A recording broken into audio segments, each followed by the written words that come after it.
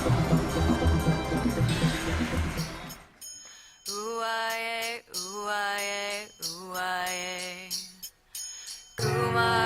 Kumare, Kumare, Kumare, Kumare, Kumare, Uaye, Uaye, Uaye, Uaye, Uaye, Uaye, Kumare, Kumare, Kumare, Kumare, Kumare, Kumare.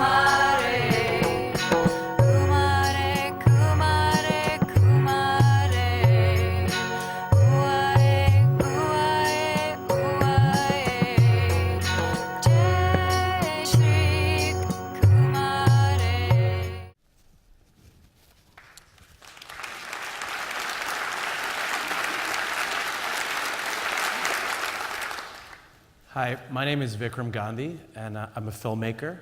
And this symbol here is a symbol pronounced uae. And it's the sound of transformation. So if everyone can close their eyes, you can picture a blue light if you're able to. And you can just say it with me. Uae.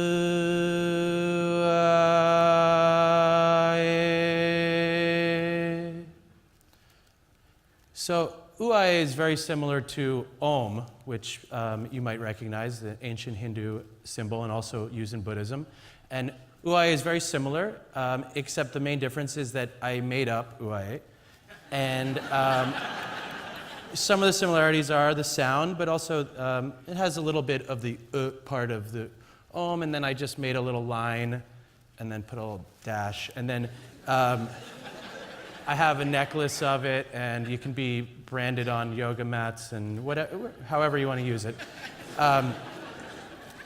So I'm here to tell you about the guru you saw before, Sri Kumare, who I made a film about, and the symbol uae. And also how this filmmaking process changed me and gave me a glimpse on what personal transformation is. So I can start from the beginning, and I grew up in New Jersey to a very religious Hindu family. And this is a picture from the newspaper. And this is my family. I'm the small one, smallest one there, next to my mother and my grandmother.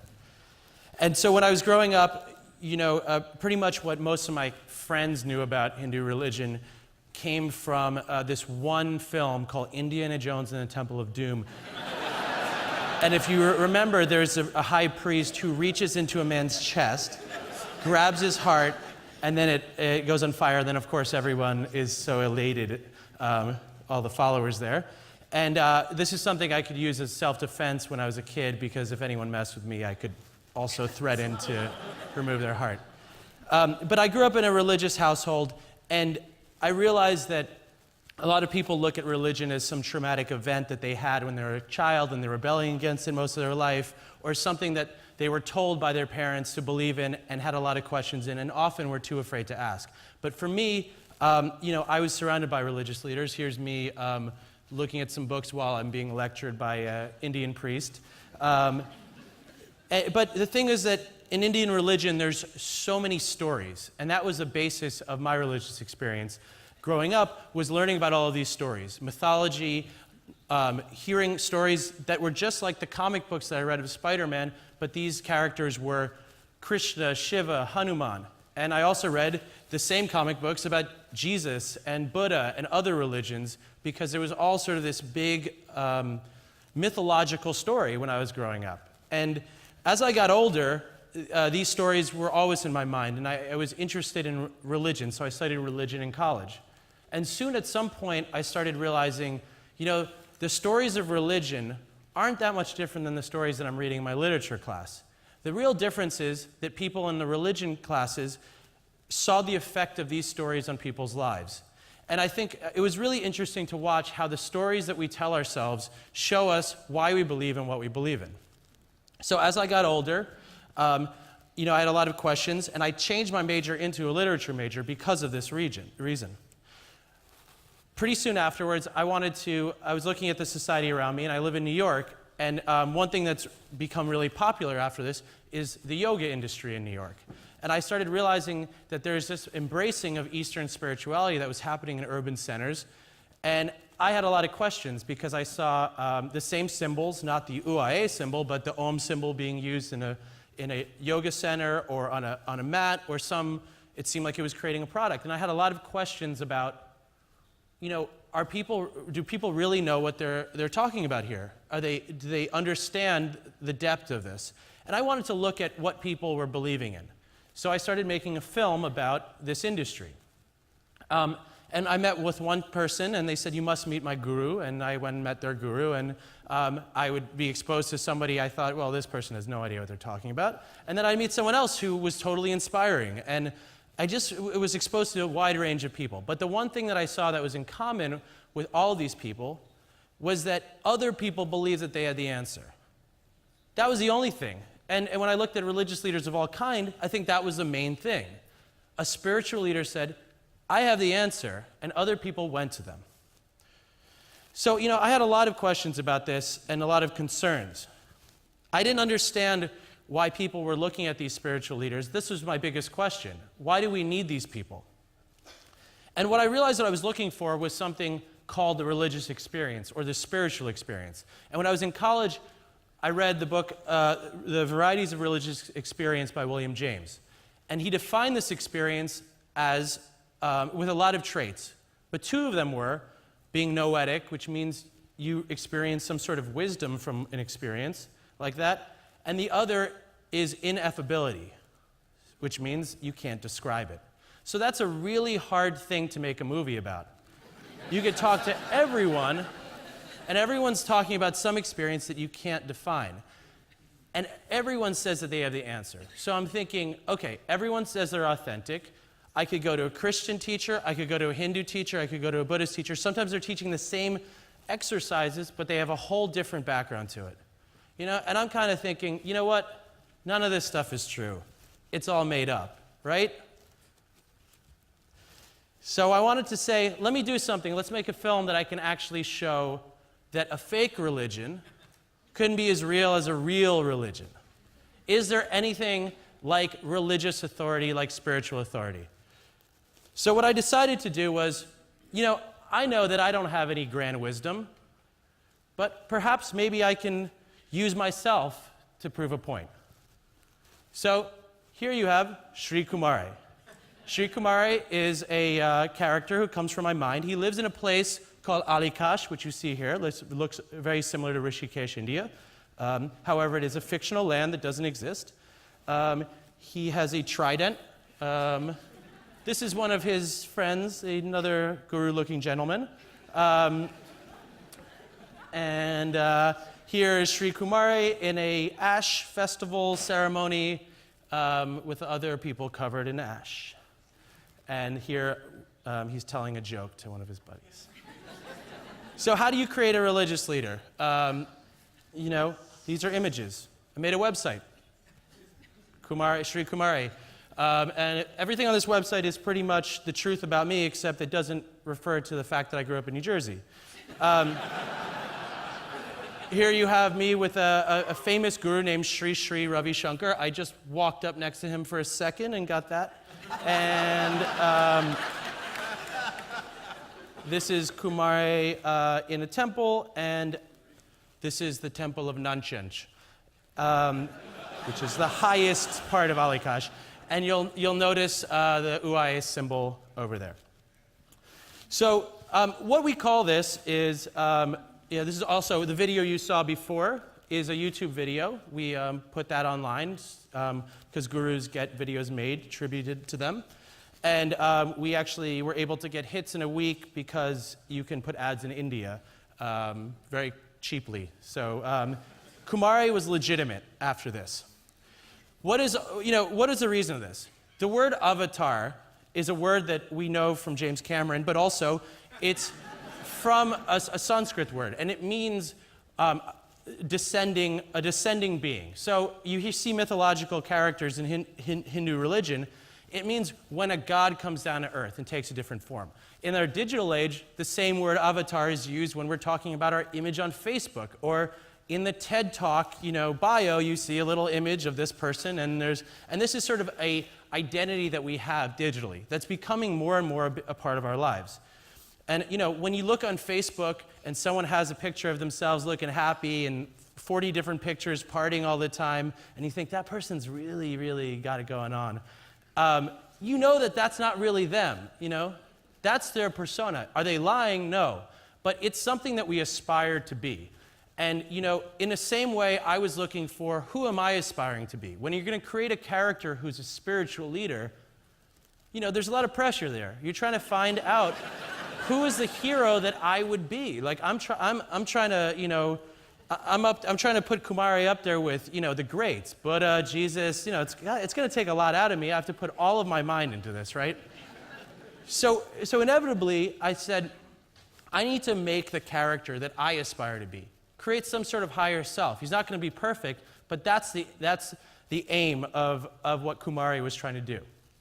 So here are some terms that fleshed out the Kumare world. You see Uae, the primordial mantra, and you see the word Pinkaloka, which is sort of sounded like a good word for like a heaven type place. So I'd say you need to go to Pinkaloka, and I created this whole world of sort of a nonsense. But the one thing that I really believed in here was something myself, Vikram, the filmmaker, also believed, which was this idea of the mirror, that everything here was a reflection of what we wanted to see in ourselves. So when you looked at a religious leader or a spiritual leader, you're really looking at the higher self within you, and you're kind of seeing what you want to see.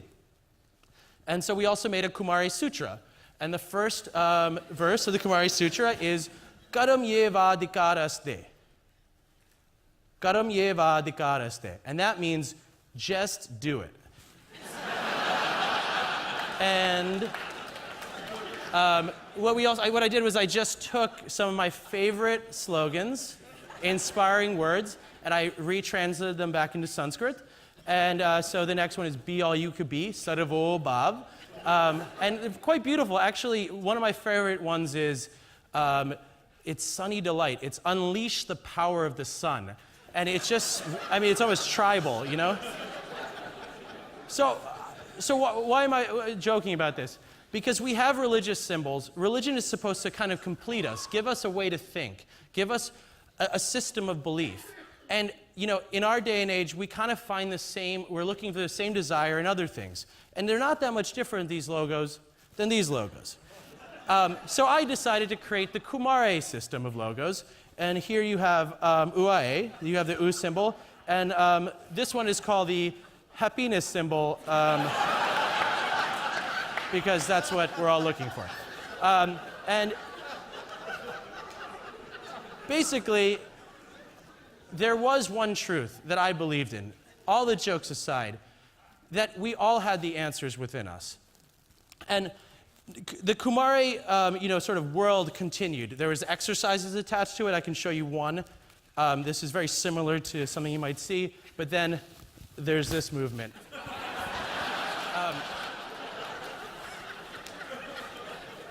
All of these things are part of the rituals that are in yoga, in other spiritual practices. I just wanted to create this whole universe. It was a way to flex my imagination. So what was the reason, so I made a film about this, and I brought it to Arizona, and I spread the teachings of Kumare in character. And I had a lot of people who really believed in Kumare. At the end of the film, I tell everyone who I am. But it all builds up to this one idea that what you see inside Kumare is what you want to see inside yourself, which is this mirror philosophy. And I can just tell you briefly about how this experience affected me. Because it's not as if I was in control of what was going on. In fact, because it's a religious experience, I didn't know what was going on in people's heads at all. I was just there, experiencing this great thing, and seeing people look at me with this great affection, great joy, and great hope.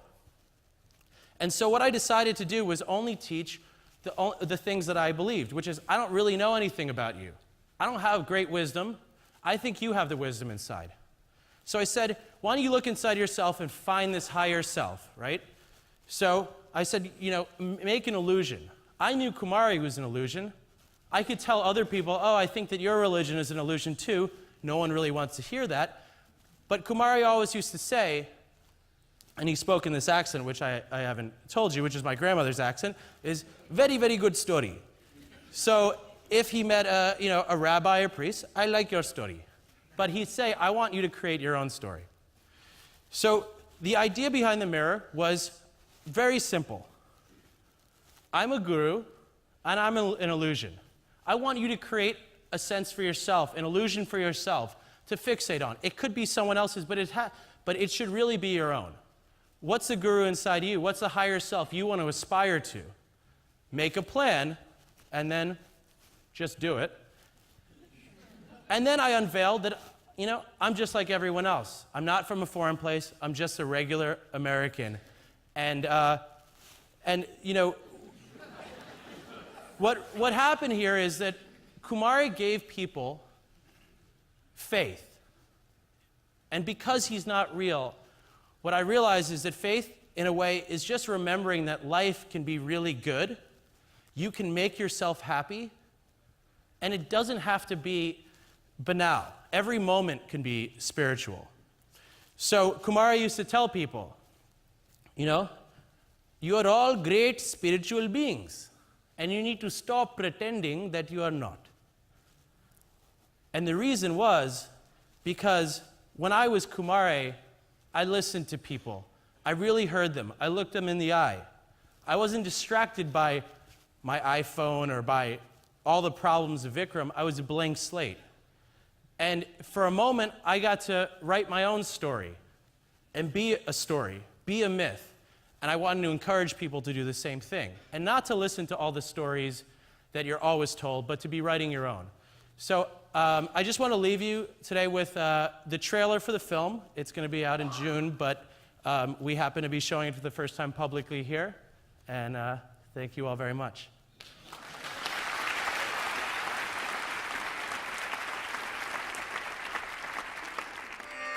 So many of us look to the wisdom of the East to solve our problems in the West. Growing up in America, I too had a lot of questions. And I met a lot of religious leaders who claimed to have the answers. But were these gurus real or just full of it? To find out, I decided to impersonate a spiritual leader and build my own following. That's how I became Kumare. Hello.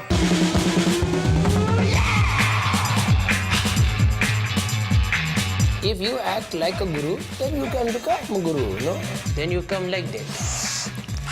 I have a guru. It's really wild. Begin to feel the blue light. I feel myself getting warmer than normal. I'm sure that's your energy. I have always wanted to connect with the true, authentic person from India. I have intense feelings about the whole planet.